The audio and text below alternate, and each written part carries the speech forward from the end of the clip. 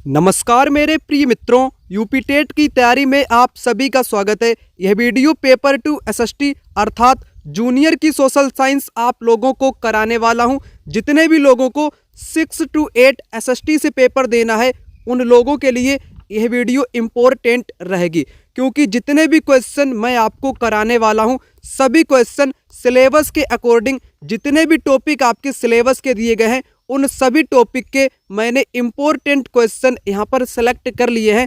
अधिकतर क्वेश्चन मैंने इसमें पीवाईक्यू भी डाल दिए हैं ताकि आपको अंदाज़ा लग जाए पेपर का लेवल कैसा रहेगा, क्वेश्चन आखिर कहाँ से पूछा जाएगा, क्वेश्चन को सोल्व करने का तरीका क्या रहेगा। हर प्रकार के क्वेश्चन मैंने यहाँ पर डाल दिए हैं। न्यू क्वेश्चन भी आपको यहाँ पर मिल जाएंगे, मिक्स क्वेश्चन, क्योंकि पूरे सिलेबस के क्वेश्चन यहाँ पर सेलेक्ट किए गए हैं। यह वीडियो पेपर के लिए उतनी ही महत्वपूर्ण रहेगी जितना कि आपके सामने आपका पेपर आपके हाथ में होगा और आप पेपर को एग्ज़ाम हॉल में सॉल्व करोगे। इसलिए इस वीडियो को बड़े ही ध्यान से आपको देखना पड़ेगा, क्योंकि बहुत सारी इम्पोर्टेंट चीज़ें मैं आपको यहाँ पर थ्योरी के माध्यम से कंप्लीट करा दूंगा। ठीक है ना, चलिए इस वीडियो को यहाँ पर शुरू करते हैं। पहला क्वेश्चन आपकी स्क्रीन पर, लोकतंत्र का चौथा स्तंभ किसे कहा जाता है? न्यायपालिका, कार्यपालिका, प्रेस मीडिया, विधान पालिका। इस क्वेश्चन का राइट आंसर यहाँ पर आपका हो जाएगा प्रेस मीडिया। प्रेस मीडिया लोकतंत्र का चौथा स्तंभ कहा जाता है। विधायिका, कार्यपालिका, न्यायपालिका और मीडिया, ये चार लोकतंत्र के स्तंभ कहे जाते हैं। ठीक है ना, न्यायपालिका भी आपकी आ जाती है, कार्यपालिका भी आ जाती है और आपकी विधायिका भी इसी में शामिल है, प्रेस मीडिया भी आपके स्तंभ में शामिल है, परंतु चौथे नंबर का आपका क्या हो जाएगा? प्रेस मीडिया चौथा स्तंभ कहा जाता है। अगला क्वेश्चन यहाँ पर आप लोग देखिएगा, कहता है इंकलाब जिंदाबाद का नारा किसने दिया था? इसी प्रकार के क्वेश्चन आपके पेपर में पूछे जाते हैं। इंकलाब जिंदाबाद का नारा किसने दिया था? सुभाष चंद्र बोस, भगत सिंह, चंद्रशेखर आज़ाद, मोहम्मद इकबाल। क्वेश्चन का राइट आंसर यहाँ पर हो जाएगा भगत सिंह। भगत सिंह ने इंकलाब जिंदाबाद का नारा दिया था। यह नारा सबसे पहले प्रयोग किसने किया था? तो उस व्यक्ति का नाम आप लोग याद रख लेना, 1921 की बात है। उस व्यक्ति वो मौलाना था दरअसल, जिसका नाम था हसरत मोहानी। क्या नाम था? हसरत मोहानी ने सबसे पहले इंकलाब जिंदाबाद का नारा दिया था, लेकिन प्रयोग भगत सिंह ने किया था। कब किया था? इन्होंने प्रयोग 1929 में किया था, जब इन्होंने सेंट्रल असेंबली पर बम फेंका था। तब इन्होंने 1929 में इंकलाब जिंदाबाद नारा का प्रयोग किया था। ये इंपॉर्टेंट पॉइंट है, ठीक है ना। तो बी विकल्प इस क्वेश्चन का राइट आंसर हो गया। सुभाष चंद्र बोस ने कौन सा नारा दिया? क्या नारा दिया? तुम मुझे खून दो मैं तुम्हें आज़ादी दूंगा, है ना। ये वाला नारा इनका फेमस है। चंद्रशेखर आज़ाद की तो बात ही अलग है। इनका नारा है मैं आज़ाद हूँ, आज़ाद रहूँगा, आज़ाद ही मरूंगा। और इनका एक इतना महत्वपूर्ण, जो आपने कभी नारा सुना हो या ना सुना हो, मैं आपको यहाँ पर सुना देता हूँ, है ना। अब भी जिसका खून न खौला हो, खून नहीं वो पानी है, जो देश के काम ना आए बेकार जवानी है। ये किसका है? ये आपके चंद्रशेखर आज़ाद का है, ठीक है ना। और आज़ाद के बारे में आपको पता होगा कि 27 फरवरी की बात है, 27 फरवरी 1931 की बात है। अल्फ्रेड पार्क जो कि प्रयागराज में है, वहाँ पर ये खुद को गोली मार के आत्महत्या कर लेते हैं, ठीक है ना, शहीद हो जाते हैं खुद से खुद को। तो चंद्रशेखर आज़ाद को कोई जिंदा नहीं पकड़ पाया अंग्रेज। ये बातें इंपॉर्टेंट है, पेपर में आपसे पूछी जा सकती हैं। अगला, उत्तर प्रदेश का राजकीय पुष्प क्या है? पुष्प बताओ। अब कई लोग कमल को टिक कर देंगे, जो कि गलत हो जाएगा। नहीं, अपने उत्तर प्रदेश का राजकीय पुष्प क्या है? पलाश या टेसू इसको बोलते हैं, पलाश या टेसू, ठीक है ना। तो सी विकल्प करेक्ट आंसर यहाँ पर आपका हो जाएगा। ये बताओ, उत्तर प्रदेश का राष्ट्रीय पशु क्या है? राष्ट्रीय पशु क्या है? और राष्ट्रीय पक्षी क्या है? ये भी आपको पता होना चाहिए। वृक्ष क्या है? ये भी आपको पता होना चाहिए। देखो, पशु की मैं बात करूं तो दलदली हिरण, है ना। दलदली हिरण जो है ना आपका, वो राष्ट्रीय पशु है उत्तर प्रदेश का। राष्ट्रीय पक्षी की अगर बात की जाए, सारस, जिसको क्रॉच के नाम से भी जानते हैं या क्रेन के नाम से भी जानते हैं, सारस, क्रॉच या क्रेन। वृक्ष अशोक, ठीक। तो ये उत्तर प्रदेश से संबंधित कुछ महत्वपूर्ण बातें। विश्व का सबसे बड़ा महाद्वीप कौन सा है? सिंपल सा क्वेश्चन है। विश्व का सबसे बड़ा महाद्वीप आपका एशिया महाद्वीप यहाँ पर हो जाएगा। अगला क्वेश्चन यहाँ पर कहता है वित्त आयोग की नियुक्ति कौन करता है? वित्त आयोग की नियुक्ति राष्ट्रपति करता है। कौन? राष्ट्रपति करता है। अगला क्वेश्चन यहाँ पर देखो, कहता है गीत गोविंद के रचयिता कौन है? गीत गोविंद के रचयिता कौन है? पेपर में आपको एक क्वेश्चन कहाँ से देखने को मिल जाएगा, एक क्वेश्चन आपको पुस्तक या उनके लेखक से संबंधित मिल जाएगा, क्योंकि आपके सिलेबस के इतिहास में बहुत सारी इम्पोर्टेंट पुस्तकें प्राचीन काल की दी गई हैं, उनके लेखक भी आपके बताए गए हैं, है ना। तो उनसे एक क्वेश्चन आपसे बनेगा। ठीक, तो गीत गोविंद के जो रचयिता हैं उनका नाम हो जाएगा जयदेव। क्वेश्चन का राइट आंसर जयदेव। कलहड़, कलहड़ की किताब का नाम क्या है? राज तरंगड़ी। राज तरंगड़ी इनकी किताब का नाम हो जाएगा। जो राज तरंगड़ी किताब है ना, ये 12वीं सदी का जो कश्मीर है, कश्मीर का इतिहास बताती है, कश्मीर के राजाओं का इतिहास बताती है। राजाओं, राज तरंगड़ी, तरंगड़ी का मतलब होता है नदी, राजाओं की नदी इसको बोल सकते हैं। 12वीं सदी का कश्मीर का इतिहास बताती है कलहड़ की किताब। ठीक, कालिदास की मेघदूत किताब हो जाएगी। अभिज्ञान शाकुंतलम इनकी हो जाएगी। जितने भी आपके पाठ्यक्रम की किताब में दिए गए हैं जहाँ से पेपर में क्वेश्चन बना है, उनको एक नज़र में आपको बता देता हूँ। आपकी सिलेबस में कुछ इस प्रकार से दिए गए हैं। नाटक, काव्य, ग्रंथ। बाल रामायण के लेखक कौन है? राजशेखर। किरातार्जुन के लेखक कौन है? भारवी। पृथ्वीराज रासो चंद्रवरदाई। शिशुपाल वध किसने लिखा है? माघ ने लिखा है। गीत गोविंद किसने लिखा है? जयदेव ने लिखा है। राज तरंगड़ी किसने लिखा है?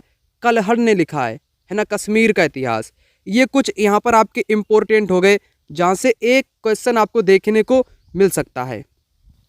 और आपकी 2-3 महत्वपूर्ण और रचनाएं हैं। कालिदास की रचनाएं की बात करें, अभिज्ञान शाकुंतलम, रघुवंशम, कुमार संभवम। और शूद्रक की रचना क्या है? मृच्छकटिकम, ये पेपर में पूछी जा चुकी है। विशाख दत्त की रचना मुद्रा राक्षस। पेपर में क्वेश्चन देखो मिलान से आपसे बन सकता है, तब आपको ये मिलान करने के लिए क्वेश्चन दे दिया जाए तो आप लोग फटाक से इस प्रकार के क्वेश्चन को मिलान कर लोगे, क्योंकि मैंने यहाँ पर सारा कंसेप्ट आपको बता दिया है। जितने भी लोग पहली बार इस वीडियो को देख रहे हैं उनको यहाँ पर बता दूं, अगर आप लोग ये नोट्स लेना चाहते हो, जो नोट्स आप लोग अपनी आंखों से यहाँ पर देख पा रहे हो, ये special notes UP TET SST के नोट्स हैं, है ना। एसएसटी के स्पेशल नोट्स हैं जिसमें 60 नंबर का पूरा आपका सिलेबस द एंड किया गया है। 60 नंबर की आपकी पूरी तैयारी हो जाएगी। नोट्स में आखिर आपको मिलेगा क्या क्या, वह जानकारी आप लोग जान लो। 60 नंबर की एसएसटी है। क्वेश्चन आपसे कहाँ से पूछे जाएंगे? हिस्ट्री से, ज्योग्राफी से, पॉलिटी से, और आपके म्यूजिक से भी आएंगे, एग्रीकल्चर से भी आएंगे, और आपके होम साइंस से भी क्वेश्चन पूछे जाएंगे। फिजिकल एजुकेशन, खेल और स्वास्थ्य से भी क्वेश्चन पूछे जाएंगे। देखो हिस्ट्री, ज्योग्राफी, पॉलिटी का जो वेटेज रहेगा यहाँ पर इनसे ज़्यादा क्वेश्चन आएंगे, हिस्ट्री, ज्योग्राफी, पॉलिटी से। रही बात म्यूजिक की, एग्रीकल्चर की, होम साइंस की और फिजिकल एजुकेशन की, इन सभी को मिलाकर के आपसे 10 से 12 क्वेश्चन आपसे पूछे जाएंगे, ठीक है ना। 10 से 12, 50 क्वेश्चन आपसे यहाँ पर पूछे जाएंगे, 10 आपसे यहाँ पर पूछे जाएंगे। 60 नंबर का कुछ इस प्रकार से क्वेश्चन आपके पेपर में आपको देखने को मिलेगा। तो नोट्स में ये पूरा मटेरियल आपको प्रोवाइड किया गया है। आखिर इन नोट्स को आपको लेना कैसे है? यहाँ पर एक नंबर आपको दिखाई पड़ रहा होगा, इस नंबर पर कॉल या व्हाट्सएप पर मैसेज करके इन नोट्स को प्राप्त किया जा सकता है। नोट्स का प्राइस 299 रुपये है। जी हाँ, तो इस नंबर पर कॉल या व्हाट्सएप पर मैसेज करके आप लोग इन नोट्स को ले सकते हो। पूरा सिलेबस आपका द एंड किया गया है, पॉइंटों को यहाँ पर हाईलाइट किया गया है ताकि कोई भी दिक्कत का सामना आपको ना करना पड़े। जहाँ से पेपर में बार बार क्वेश्चन आते हैं उन चीज़ों को यहाँ पर नोट डाउन किया गया है। और ये नोट्स आपके SCERT पर आधारित नोट्स हैं। जहाँ से एग्जामिनर आपका पेपर बनाएगा उन्हीं किताबों को फॉलो करके ये नोट्स बनाए गए हैं। किसी थर्ड पार्टी कंटेंट का यूज़ नोट्स में नहीं किया गया है। जितना SCERT में कंटेंट दिया गया है उतना ही नोट्स में आपका दिया गया है। अलग से कोई चीज़ इसमें नोट डाउन नहीं की गई है, ठीक। और हर्ष के संस्कृत के 3 नाटक, इनको भी जान लो। नागानंद, रत्नावली, प्रियदर्शिका, ये पेपर में आया करता है कि संस्कृत खुद एक विद्वान था और इसका दरबारी कवि हुआ करता था बाणभट्ट ने हर्षचरित की रचना की, ठीक, क्योंकि मैं रचना से ही संबंधित आपको बातें बता रहा था। ह्वेनसांग चीनी यात्री, इसी के दरबार में आया था। सीयू की नाम की किताब इसने लिखी ह्वेनसांग ने, जो कि चीनी बौद्ध यात्री आपका ये था। नोट्स के साथ आप लोगों को पीवाईक्यू क्वेश्चन भी एसएसटी का ऑल ईयर्स का सोल्व मिल जाएगा, वो भी 2011 से 2022 तक का। ठीक, आप लोग यहाँ पर देख सकते हो क्वेश्चन मैंने यहाँ पर वन लाइनर फॉर्मेट में कन्वर्ट किए हैं। क्वेश्चन को पढ़ोगे डायरेक्ट, उसके सामने आंसर लिखा रहेगा, आपका कम टाइम में अधिक रिवीजन होने वाला है। 4 विकल्प की तुलना में आप लोग इसको आसानी से पढ़ लोगे और आपको लंबे समय तक स्मरण भी रहेगा। ठीक है ना। तो नोट्स के साथ आपको क्या मिलेगा, पुनः मैं बात बता देता हूँ, फिर आगे क्वेश्चन आपको बताता हूँ। Notes plus PYQ all years आपको मिल जाएगा 299 रुपये में। नंबर पे कॉल या व्हाट्सएप पर मैसेज आपको कर लेना है। अगला क्वेश्चन यहाँ पर कहता है, भूमध्य रेखा को 2 बार काटने वाली कौन सी नदी है। पेपर में यह क्वेश्चन आपसे पूछा जा चुका है। भूमध्य रेखा की बात मैंने कई बार आपसे की है ना। भूमध्य रेखा जिसको 0 अक्षांश के नाम से भी जानते हैं, इक्वेटर पर स्थित यह रेखा होती है। ग्लोब को 2 पार्ट में डिवाइड करती है, उत्तरी गोलार्ध, दक्षिणी गोलार्ध, ये बीचों बीच में आपकी स्थित होती है। इस रेखा को 2 बार काटने वाली नदी की अगर बात की जाए, है ना, जिसको क्या बोलते हैं, भूमध्य रेखा, तो आपकी नदी कौन सी हो जाएगी, नदी आपकी हो जाएगी कांगो जायरे। दक्षिण अफ्रीका की नदी आपकी है ये कांगो। ठीक, कांगो किसको काटती है, भूमध्य रेखा को काटती है। भूमध्य रेखा को 2 बार आपकी काटती है। एक और नदी आपकी है लिम्पोपो नदी। लिम्पोपो, ये भी पेपर में आपका दिया गया है। लिम्पोपो नदी जो है ना, ये आपकी मकर को काटती है 2 बार। मकर रेखा को 2 बार कौन सी नदी काटती है, लिम्पोपो नदी मकर रेखा को 2 बार काटती है। कांगो नदी भूमध्य रेखा को 2 बार काटती है। रही बात अगर मैं भारत की बात करूं, भारत की एक माही नदी है, कौन सी, माही नदी है। माही नदी कर्क रेखा को 2 बार काटती है। कर्क को 2 बार काटती है, कौन सी नदी, माही नदी कर्क रेखा को 2 बार काटती है, ये भारत के संदर्भ में। ठीक, अब आगे क्वेश्चन देखिए, कहता है विटामिन डी की कमी से कौन सा रोग होता है। ये होम साइंस का क्वेश्चन है ना। होम साइंस में आपके रोग बीमारी से संबंधित बातें बताई गई हैं, जहाँ से पेपर में क्वेश्चन बन जाता है। तो विटामिन डी की कमी से क्या होता है, विटामिन जो डी होता है ना, विटामिन डी से रिकेटस होता है। क्या होता है, रिकेटस होता है। रिकेटस होगा इस क्वेश्चन का राइट आंसर। रही बात इन विकल्पों की, तो रतौंधी आपके विटामिन ए की कमी से होता है, रात्रि में दिखाई ना पड़ना, रतौंधी जिसको बोलते हैं। बेरी विटामिन B1 से होता है, ठीक है ना। और स्कर्वी किससे होता है, स्कर्वी आपका विटामिन सी से होता है। विटामिन सी आपके खट्टे फल हो गए, जैसे संतरा है, नींबू है, आंवला है, इसमें आपका विटामिन सी पाया जाता है। और विटामिन डी का एक अच्छा स्रोत आपके सूर्य का प्रकाश भी माना जाता है। ठीक, करेक्ट बी विकल्प हो जाएगा, विटामिन डी की कमी से रिकेटस होता है। अगला देखो, भारतीय संविधान का पिता किसे कहा जाता है। तो भारतीय संविधान का जनक या पिता तो डॉक्टर BR अम्बेडकर। एक क्वेश्चन आपके यूपी टेट के पेपर में इस प्रकार का पूछा गया था, उसमें लिखा था संविधान का हेड कौन है, कि भारतीय संविधान का हेड या प्रधान। हिंदी में लिखा था प्रधान, इंग्लिश में लिखा था हेड, तो कौन है भारतीय संविधान का प्रधान या हेड कौन है। ठीक, अध्यक्ष एक अलग बात है, प्रधान अलग बात है, तो मैं प्रधान की बात कर रहा हूं, ठीक है ना। प्रधान कौन है, भारतीय संविधान का प्रधान कौन था, तो BR अम्बेडकर ही इसके प्रधान थे।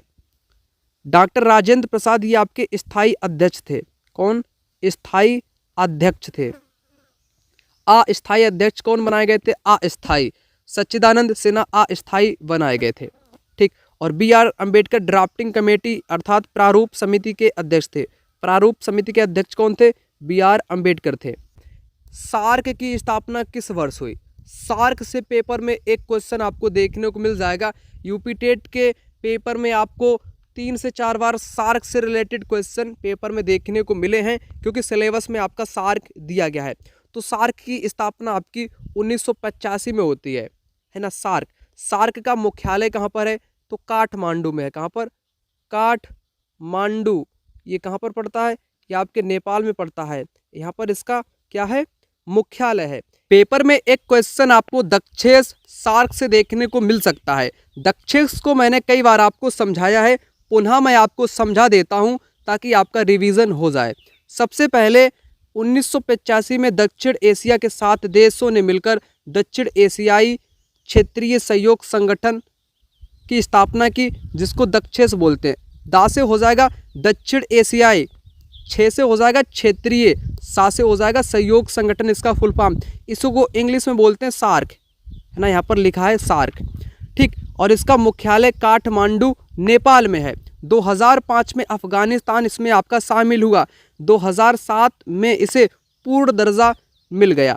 दक्षेश में अब वर्तमान प्रेजेंट टाइम में 8 सदस्य देश शामिल है। कितने? 8 सदस्य देश। 8 में से कौन कौन से? भारत, पाकिस्तान, बांग्लादेश, श्रीलंका, नेपाल, भूटान, मालदीव, अफगानिस्तान। एग्जामिनर पेपर में कैसे क्वेश्चन बना देगा? वो बना देगा कि इनमें से कौन सा देश शामिल नहीं है, ताकि आप लोग कंफ्यूज हो जाओ। लेकिन कंफ्यूज आपको होने नहीं दूंगा, ये देश मैंने आपको यहाँ पर बता दिए, ठीक है ना। तो इसलिए ये बात आपकी इम्पोर्टेंट है। अगला क्वेश्चन यहाँ पर देखो, हीराकुंड बांध किस नदी पर निर्मित है? हीराकुंड बांध किस नदी पर आपका निर्मित है? यहाँ पर क्वेश्चन आपसे इस प्रकार से है, गंगा पर, महानदी, कावेरी, नर्मदा। राइट आंसर हो जाएगा महानदी। महानदी पर हीराकुंड बांध आपका है, ठीक। ये जो हीराकुंड बांध है ना, ये आपके किस राज्य में पड़ता है? क्वेश्चन आपसे इस प्रकार से भी आपसे पूछा जा सकता है, बताइए। तो यह बांध आपके ओडिशा राज्य में पड़ता है। ये भी बात इम्पोर्टेंट है पेपर के लिए। किस राज्य में? ओडिशा राज्य में। का बुलंद दरवाज़ा का निर्माण किसने करवाया? बुलंद दरवाज़ा का निर्माण अकबर ने करवाया। कब करवाया? यह निर्माण उसने 1575 में करवाया था, गुजरात विजय के उपलक्ष्य में, है ना। गुजरात विजय के उपलक्ष्य में इसने बुलंद दरवाजे का निर्माण कराया अकबर ने, ठीक। बुलंद दरवाजे का निर्माण कराया। यह है कहाँ पर बुलंद दरवाज़ा? फतेहपुर सीकरी में यह दरवाज़ा है। फतेहपुर सीकरी कहाँ पर है? आगरा में। तो आगरा में इसने बुलंद दरवाज़ा का निर्माण कराया। अगला क्वेश्चन देखो, यहाँ पर कहता है राज्यसभा का पदेन सभापति। पदेन सभापति कौन होता है राज्यसभा का? तो उपराष्ट्रपति होता है। कौन? उपराष्ट्रपति आपका होता है। अगला देखो, कहता है अजंता की गुफाएं किस राज्य में स्थित है? अजंता की गुफाएं ये महाराष्ट्र में है। कहाँ पर? महाराष्ट्र में आपकी है अजंता की गुफाएं। अगला देखो, विश्व पर्यावरण दिवस कब मनाया जाता है? 5 जून को मनाया जाता है विश्व पर्यावरण दिवस। 11 जुलाई को विश्व जनसंख्या दिवस। विश्व जनसंख्या दिवस 11 जुलाई को आपका मनाया जाता है। 1 दिसंबर को विश्व एड्स दिवस। विश्व एड्स दिवस कब मनाया जाता है? 1 दिसंबर को विश्व एड्स दिवस आपका मनाया जाता है। और 22 अप्रैल को क्या मनाया जाता है बताइए? यहाँ पर इम्पोर्टेंट बात है कि 22 अप्रैल को विश्व पृथ्वी दिवस मनाया जाता है। क्या? पृथ्वी दिवस, विश्व पृथ्वी दिवस 22 अप्रैल को मनाया जाता है। अगला देखो, भारत का ग्रैंड ओल्ड मैन दादा भाई नौरोजी को बोलते हैं। इनकी किताब poverty and un British rule in India, जिसमें धन निष्कासन का सिद्धांत बताया गया है।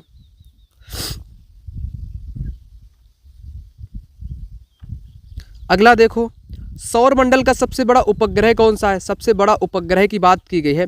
सबसे बड़ा आपका टाइटन, गैनीमेड, फोबोस। कौन सा हो जाएगा? राइट आंसर आपका हो जाएगा गैनीमेड। ये सबसे बड़ा आपका उपग्रह हो जाएगा सौर मंडल का। अगला क्वेश्चन यहाँ पर कहता, पानीपत का पहला युद्ध, प्रथम युद्ध कब हुआ था? कुल मिलाकर के पानीपत के 3 युद्ध हो चुके थे। कितने? 3 युद्ध। तीनों युद्ध इंपॉर्टेंट हैं। पहला युद्ध आपके 1526 में हुआ था, ठीक है ना। क्वेश्चन का राइट आंसर ए विकल्प यहाँ पर हो जाएगा 1526। यह युद्ध किन किन के बीच में लड़ा गया था? तो बात आपकी बाबर की जाएगी। बाबर के साथ किसकी की जाएगी? बाबर और इब्राहिम लोदी। कौन? इब्राहिम, ठीक है ना, इब्राहिम। तो बाबर इसमें आपका जीता। बाबर ने इसमें तोप खाने का भी प्रयोग किया था, ठीक है ना, जिसको तुगलनमा नीति के नाम से भी जानते हैं। ए विकल्प करेक्ट जवाब। बात है 1556 की, दूसरा युद्ध, सेकेंड की मैं बात करूं, सेकेंड दूसरा कब? 1556 में। ये अकबर के बीच में, अकबर और हेमू, अकबर प्लस हेमू। जीता कौन? अकबर ही जीता। इसमें आपका बाबर ही जीता। थर्ड युद्ध आपका 1763 में, 63 नहीं 61, 1761 में आपका तीसरा युद्ध हुआ था। अहमद शाह अब्दाली, अब्दाली लिख देता हूँ, अब्दाली और सदाशिव भाऊ के बीच में, जो कि मराठों के बीच में, अब्दाली व मराठों के बीच में पानीपत की तीसरी लड़ाई 1761 में हुई थी। ये 3 युद्ध पानीपत के थे, इंपॉर्टेंट है। ठीक, खानवा का युद्ध 27 में हुआ था। खानवा का युद्ध आपका 27 में हुआ था। अगला देखो, अनुच्छेद 32 का संबंध किससे है? ये पेपर में क्वेश्चन बहुत सारे एग्जाम में अब तक पूछा जा चुका है ना। अनुच्छेद 32 आपका संवैधानिक उपचारों का अधिकार है, जिसे BR अम्बेडकर ने आत्मा कहा है। ठीक है ना, सी विकल्प करेक्ट आंसर आपका यहाँ पर हो जाएगा। अगला कहता है, कथक किस राज्य का शास्त्रीय नृत्य है? कथक तो अपने उत्तर प्रदेश का है ना, उत्तर प्रदेश का कथक। अगला देखो, काजीरंगा किसके लिए जाना जाता है? काजीरंगा राष्ट्रीय आपका उद्यान है ना, कहाँ पर पड़ता है? तो है असम में। काजीरंगा राष्ट्रीय उद्यान आपका असम। एक सींग वाले गेंडे के लिए आपका प्रसिद्ध। महात्मा गांधी ने दांडी यात्रा क्यों की थी? दांडी यात्रा महात्मा गांधी ने 1930 में क्यों की थी? अपने आश्रम से इन्होंने शुरू की थी। कहाँ से? साबरमती से। 78 प्रतिनिधि इसमें आपके शामिल थे। तो यह जो आपका नमक कानून तोड़ने के लिए, उसके बाद इन्होंने सविनय अवज्ञा आंदोलन चला दिया। ठीक, अगला, वायुमंडल में ऑक्सीजन का प्रतिशत कितना है? सभी को कमेंट बॉक्स में इस क्वेश्चन का आंसर कमेंट कर देना है। सिंपल सी जानकारी। 78 तो आपकी नाइट्रोजन पाई जाती है। नाइट्रोजन कितना है? 78 है। तो ऑक्सीजन कितनी पाई जाती है जिससे हम लोग सांस लेते हैं, बताओ। अगला देखो, लोकसभा अध्यक्ष अपना त्यागपत्र किसे देता है? लोकसभा अध्यक्ष अपना त्यागपत्र जो देता है, ये लोकसभा उपाध्यक्ष को देता है। उपाध्यक्ष भी लोकसभा अध्यक्ष को अपना त्यागपत्र देता है। ठीक, एक दूसरे को देते हैं। ये किस अनुच्छेद में बात कही गई है? तो 94 अनुच्छेद आपका जो 94 है ना, उसमें ये त्यागपत्र की बात की गई है। अगला, लोदी वंश का संस्थापक कौन था? बहलोल लोदी था। कौन? बहलोल लोदी था। इब्राहिम लोदी 1526 के पहले पानीपत के मैदान में पराजित हुआ था। ठीक, बहलोल लोदी इस क्वेश्चन का राइट आंसर। अगला देखो, इंपॉर्टेंट क्वेश्चन, न्यू क्वेश्चन आपको लगेगा। सफ़ेद कोयला किसे बोलते? सफ़ेद कोयला जानते हो, काला सोना भी आप लोग जानते हो, सब कुछ जानते हो, लेकिन सफ़ेद कोयला क्या है? वाइट कोयला, सफ़ेद कोयला। यूरेनियम, जल विद्युत, बर्फ या चांदी? देखो, जल विद्युत को सफ़ेद कोयला बोलते हैं। जल विद्युत को सफ़ेद कोयला के नाम से जानते हैं। भारत छोड़ो आंदोलन कब प्रारंभ हुआ? भारत छोड़ो आंदोलन आपका 1942 अगस्त की क्रांति के नाम से भी इसको जानते हैं। 8 अगस्त 1942। करो या मरो का नारा गांधी ने इसी में ही दिया था। नर्मदा नदी का उद्गम स्थल कहाँ पर है? नर्मदा नदी का उद्गम स्थल कहाँ पर है? क्वेश्चन आपसे इस प्रकार का पूछा है। नर्मदा नदी आपके अमरकंटक से निकलती है। कहाँ से? अमरकंटक से निकलती है। महाबलेश्वर से कौन सी नदी निकलती है? तो कृष्णा नदी। कौन सी? कृष्णा नदी आपके महाबलेश्वर से निकलती है। नासिक से आपकी गोदावरी, जिसको दक्षिण की गंगा बोलते हैं, गोदावरी, नासिक महाराष्ट्र। गंगोत्री से आपकी गंगा निकलती है, बच्चे बच्चे को पता है। तो ए विकल्प नर्मदा से आपसे पूछा ना, अमरकंटक यहाँ पर हो जाएगा। अगला देखो, मौलिक अधिकार संविधान के किस भाग में है? तीसरे भाग में है। मौलिक अधिकार आपके संविधान के तीसरे भाग में है। ये कुछ भाग मैं एक बार में आपको यहाँ पर बता देता हूँ। भारतीय संविधान में कितने भाग हैं? सभी को पता है कि 22 भाग हैं। उन सभी भागों को एक नज़र डाल के आप लोग देख लो, ताकि कल को पेपर में क्वेश्चन बने, आप लोग सोल्व ना कर पाओ तो आपकी गलती। भाग पहले में क्या है? संघ और उसका राज्य क्षेत्र।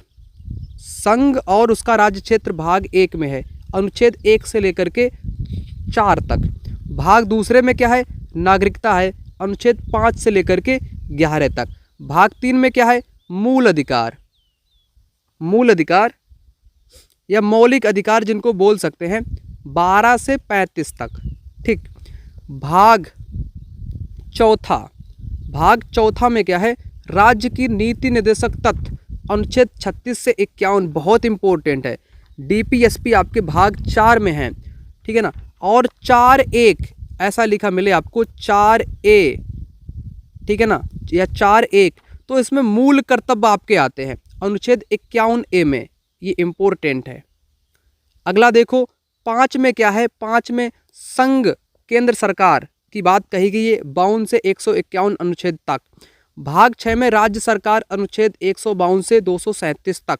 भाग आपका 7 में क्या है, भाग 7 आपको पता है, पहली अनुसूची के भाग खासे राज्य 238 हटा दिया गया है ना। अगला देखो भाग 8 में संघ राज क्षेत्र यूटीएस, है ना, की बात की गई है। भाग 9 में पंचायत, भाग 9 ये क्वेश्चन में आपको देखने को मिल सकता है कि भाग 9 जो है ना वो पंचायत से रिलेटेड है, 243 से 243 ओ तक। और आपका 9A जो है ना, 9A नगर पालिकाएं जिसमें आती हैं अनुच्छेद 243P से 243G तक, ये इम्पोर्टेंट है, ये बहुत इम्पोर्टेंट है, नगर पालिका और आपका ग्राम पंचायत, ठीक है ना। सहकारी समितियां आपकी 9B में आती हैं, ठीक। और 10वें अनुसूचित एवं जनजातीय क्षेत्र, ये कुछ इम्पोर्टेंट थे जिनको मैंने यहाँ पर बता दिया। मैं पुनः आपको बता दूं, सबसे ज़्यादा इम्पोर्टेंट भाग आपका 1 हो जाएगा, उसके बाद मौलिक अधिकार भाग आपका 3रा हो जाएगा, चौथा आपका राजनीति निर्देशक तत्व 36 से 51 वाला हो जाएगा, आपका चौथा A आपका मूल कर्तव्य वाला हो जाएगा, और इसमें क्या हो जाएगा, और आपका पंचायत और नगर पालिका 9 और 9A, ये 2 इम्पोर्टेंट हो जाएंगे जहाँ से एग्जामिनर हमेशा ही क्वेश्चन बना लेता है। अगला देखो यहाँ पर कहता फायान भारत में किसके शासनकाल में आया था। फायान आपके आया था चंद्रगुप्त द्वितीय, चंद्रगुप्त सेकेंड, जिसको विक्रमादित्य बोलते, क्या बोलते हैं, विक्रमादित्य के नाम से जाना जाता है। इसके शासनकाल में फायान आपका चीनी यात्री था, आया था, तो चंद्रगुप्त द्वितीय जिसको विक्रमादित्य बोलते हैं। अगला उत्तर प्रदेश की प्रथम महिला मुख्यमंत्री आपकी सुचेता कृपलानी थी, ये इम्पोर्टेंट है। यहाँ पर समझो 2-3 बातें आप लोग। सरोजनी नायडू कौन थी, सरोजनी नायडू राज्यपाल। मायावती यूपी की सीएम रह चुकी हैं। विजय लक्ष्मी पंडित जो थी ये संयुक्त राष्ट्र महासभा की अध्यक्ष भी रह चुकी हैं, ठीक।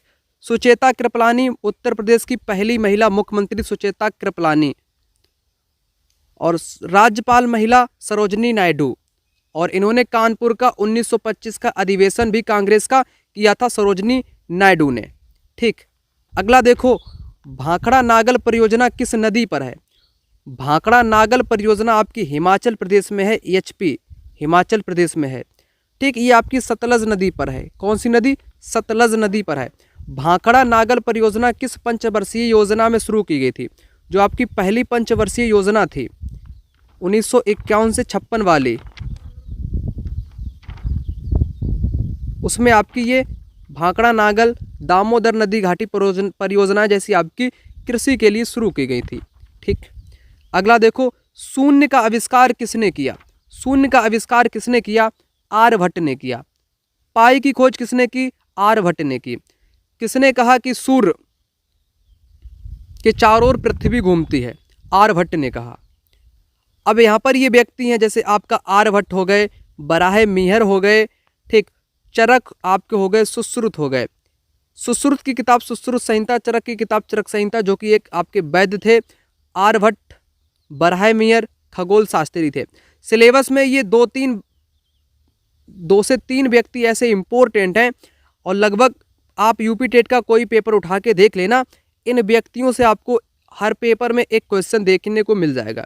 ये व्यक्ति इंपॉर्टेंट है, इन व्यक्ति को बताना मेरा दायित्व बनता है। इन व्यक्तियों को यहाँ पर बता देता हूँ जितना भी इम्पोर्टेंट होगा। कुछ प्रमुख व्यक्तियों की बात कर लेते हैं, जैसे आर्यभट्ट। आर्यभट्ट से पेपर में क्वेश्चन आ सकता है, इसलिए इम्पोर्टेंट है। आर्यभट्ट ने बताया कि पृथ्वी गोल है, वह सूर्य का चक्कर लगाती है। यह किसका कथन है? तो आर्यभट्ट का। ये पूरा वाक्य देकर के आपको व्यक्तियों के ऑप्शन में आर्यभट्ट ढूंढना पड़े, ऐसा भी क्वेश्चन बन सकता है। बराहे मिहिर चंद्रगुप्त विक्रमादित्य द्वितीय के दरबार में 9 रत्नों में से एक थे। विज्ञान के इतिहास के प्रथम व्यक्ति थे जिन्होंने कहा कोई शक्ति ऐसी चीज है जो जमीन के साथ चिपकाए रखती है, गुरुत्वाकर्षण बोलते हैं। तो सबसे पहले गुरुत्वाकर्षण का सिद्धांत की बात की जाए, जो कि चंद्रगुप्त विक्रमादित्य के दरबार में 9 रत्नों में से एक रत्न थे आपके बराहे मिहिर। ठीक, फायान भी इसी के दरबार में आया था, ये बात मैं आपको बता चुका हूँ। और कालिदास, ये भी इन गुप्त काल के ही हैं, 9 रत्न में ही आपके कालिदास भी गिने जाते हैं। और एक प्रमुख व्यक्ति हैं आपके कनिष्क। कनिष्क के समय में एक चरक वैद्य हुए। कनिष्क तो आपका कुषाण शासक था। कनिष्क के टाइम में तो चरक वैद्य आपके हुए। तो चरक वैद्य से पेपर में क्वेश्चन आ चुका।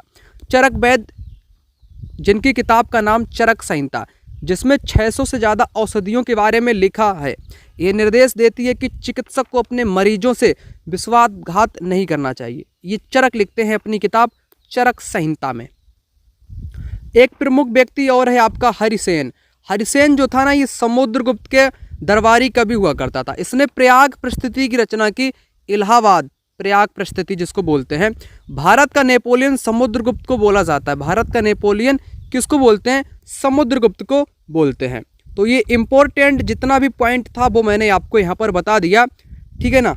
तो आप लोग समझ गए होंगे यहाँ पर। जिनको भी ये नोट्स चाहिए तो आप लोग ले सकते हैं।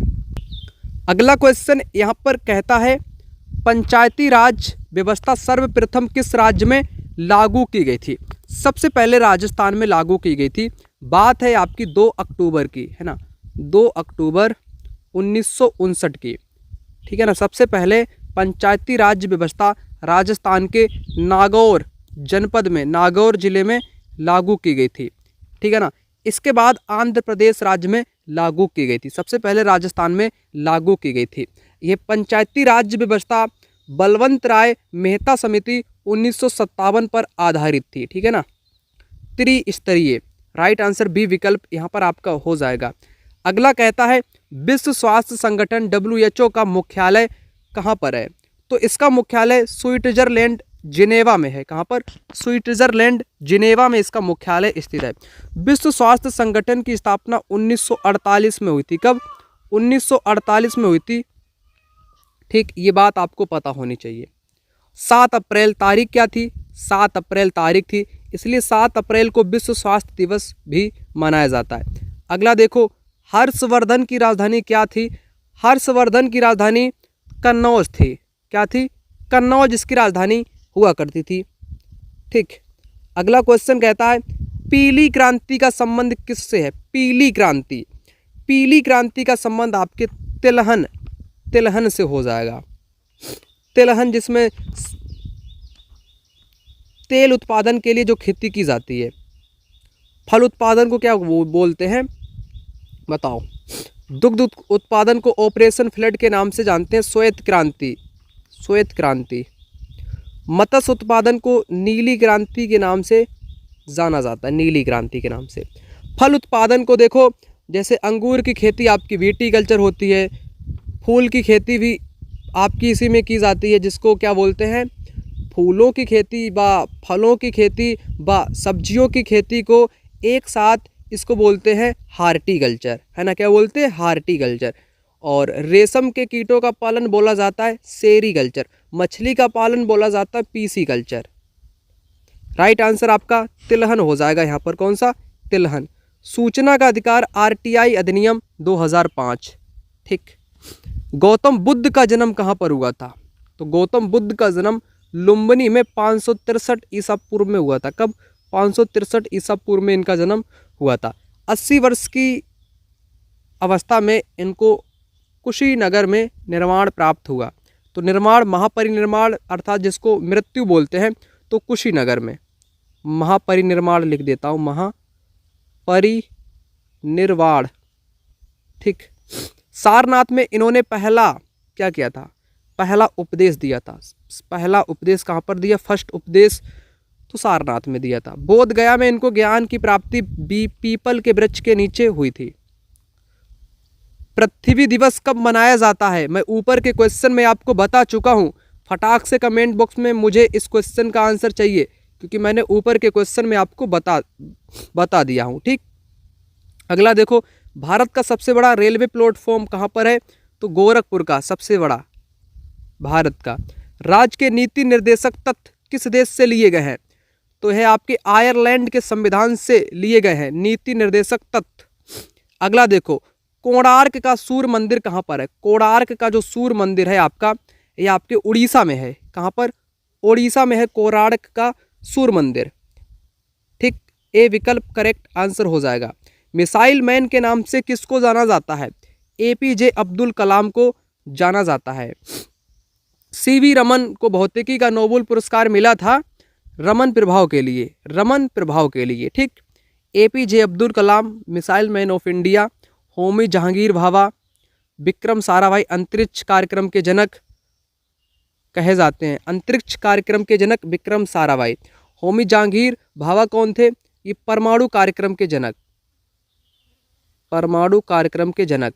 और विक्रम साराभाई ये अंतरिक्ष कार्यक्रम के जनक, अंतरिक्ष कार्यक्रम के जनक। ठीक, ये पेपर में आ सकता है।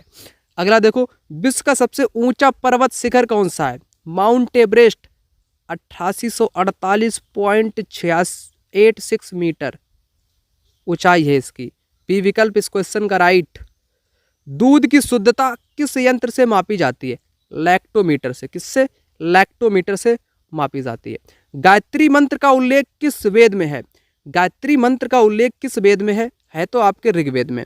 ऋग्वेद का आपका 6वां मंडल है ना, 6वां मंडल, ठीक है ना, सही है।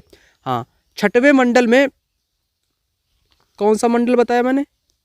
6 नहीं, गलत कर दिया हमने यहाँ पर, इसको सही कर देते हैं। कौन सा मंडल आपका? 3रा मंडल है ना, थर्ड। जो थर्ड मंडल है ना, गायत्री मंत्र आपके थर्ड मंडल में है। और 60वें सूक्त पर, 60वें सूक्त में इसका वर्णन किया गया है। और यह किसको समर्पित है? गायत्री मंत्र किसको समर्पित है? किस देवता को समर्पित है? तो सूर्य देवता को समर्पित है, जिसको सविता बोलते हैं। क्या बोलते हैं? सविता देवता, सूर्य देवता को यह आपका समर्पित है। अगला देखो, भारत की पहली महिला राष्ट्रपति प्रतिभा देवी सिंह पाटिल। प्रतिभा देवी सिंह पाटिल। पहली महिला पीएम इंदिरा गांधी। राष्ट्रपति प्रतिभा देवी सिंह पाटिल। सरोजनी नायडू पहली आपकी राज्यपाल, राज्यपाल। और द्रौपदी मुर्मू सभी लोग जानते हैं। ठीक, अगला, ताजमहल किस नदी के किनारे है? ताजमहल आपके यमुना नदी के किनारे हो जाएगा। अगला क्वेश्चन यहाँ पर देखो, क्वेश्चन आपसे कहता है कंप्यूटर का मस्तिष्क किसे कहा जाता है? कंप्यूटर का मस्तिष्क बोलते हैं सीपीयू को, सीपीयू को बोलते हैं। सेंट्रल प्रोसेस यूनिट, जिसका फुल फॉर्म होता है सेंट्रल प्रोसेस यूनिट को बोला जाता है। देखो, माउस कीबोर्ड ये कैसे हैं? माउस कीबोर्ड इनपुट डिवाइस आपके हो जाएंगे। मॉनिटर है, ये आपका आउटपुट हो जाएगा। अगला देखो, आर शब्द का शाब्दिक अर्थ क्या होता है? आर शब्द का शाब्दिक अर्थ होता है श्रेष्ठ या कुलीन। श्रेष्ठ या कुलीन इस शब्द का अर्थ होता है। आपका आर नामक एक चैप्टर इतिहास का दिया गया सिलेबस में, वहाँ पर आर हैं आपके, एक पाणी है ना, दस्यु हैं, ये सब कुछ बताया गया है सिलेबस में। एक टॉपिक है आपका वैदिक काल 1500 ईसा पूर्व से 600 ईसा पूर्व। कुछ बातें आपकी SSCERT की किताबों में बताई गई हैं, जिनको यहाँ पर बता देता हूँ। आर कहते थे, है ना, आर का अर्थ क्या होता है? श्रेष्ठ या उत्तम। आर का मतलब होता है श्रेष्ठ या उत्तम, ये बात यहाँ पर लिखी है। आर संभवतः काला सागर और कैस्पियन सागर के पास रहते थे, ये बात आपकी बताई गई है किताब में। ठीक, आर संभवतः काला सागर कैस्पियन सागर के पास में रहते थे। इंपॉर्टेंट, आर लोग गाय बैल घोड़ा भेड़ बकरी पालते थे, चारे पाने की खोज में जगह बदलते थे, हजारों पशु पालते थे, हजारों की संख्या में पशु पालते थे। ठीक, और बाद में ये 1200 ईसा पूर्व से 1000 ईसा पूर्व में सिंधु सतलज ब्यास सरस्वती नदी के किनारे आकर के बस गए। और जहाँ बसते थे वहाँ कबीले के मुखिया के नाम से वंश चलाते थे, जैसे पुरु है, यदु है, अनु है, तुर्बस है, इनके नाम से चलाते थे। आर्य किसानों को पाड़ी पुकारते थे। जो किसान थे, जो खेत जोतने का काम करते थे, उनको पाड़ी नाम से पुकारा जाता था, है ना। आर्यों और पड़ियों के बीच अक्सर लड़ाइयाँ भी हुआ करती थी। आर उनको दस्यु कहा करते थे, पाड़ी को ही दस्यु कहा करते थे। ठीक, तो ये ऐसा उल्लेख आपको यहाँ पर देखने को मिलता है। अगला है, सौर मंडल का सबसे छोटा उपग्रह कौन सा है? तो डीमोस सबसे छोटा आपका हो जाएगा। राष्ट्रीय गान गाने की अवधि कितनी है? तो 52 सेकंड में आपका राष्ट्रीय गान पूरा किया जाता है, इसकी अवधि है। भारत का नेपोलियन समुद्रगुप्त को किसने कहा था? किसने कहा था? विंसेंट स्मिथ ने कहा था। ए विकल्प करेक्ट हो जाएगा।